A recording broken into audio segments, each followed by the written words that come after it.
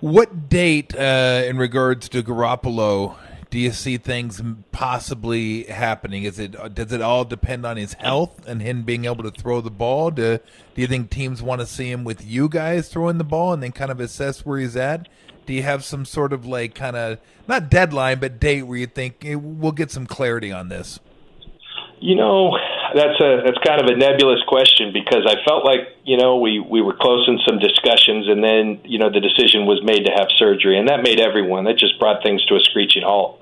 People just don't do that, even with a likelihood that everything's going to be good. But, we continue to get calls about Jimmy. And, one thing we kind of, as a group, got together, he's too good of a player. He's got a lot of great tape out there. So you don't just let guys like that walk out the door. And we want to either have Jimmy playing for us, which we're all right with, or we want him, to get the value. And so as for inflection points, I think probably once he starts throwing and stuff, I think people will feel more comfortable. And then obviously, I think you got to let things play out for other teams, and a lot of that was the draft. And now I think, just like we're doing, everyone goes and says, okay, now we had the draft.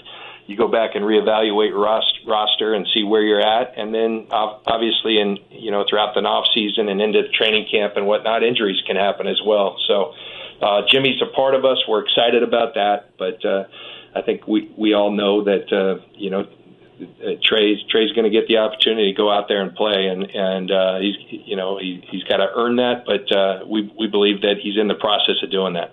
Here's the question. I am curious because as a former player, you can answer this. I thought last year Jimmy it'd be fine because it was Trey's first year. He had to learn, and Garoppolo had been there before he'd done it. He's immensely popular and has the respect of all his teammates, and that seemed to be like, okay, this will work. This will be fine, even though he knows what the deal is when you draft a quarterback. He knew that.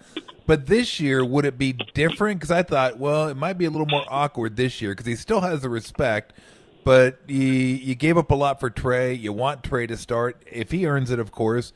Would it be difficult if you had a guy in your team that had led you to a Super Bowl and another NFC Championship game that was backing up somebody when clearly I'm sure he views himself as a starter? How would it be a lot different situation than last year?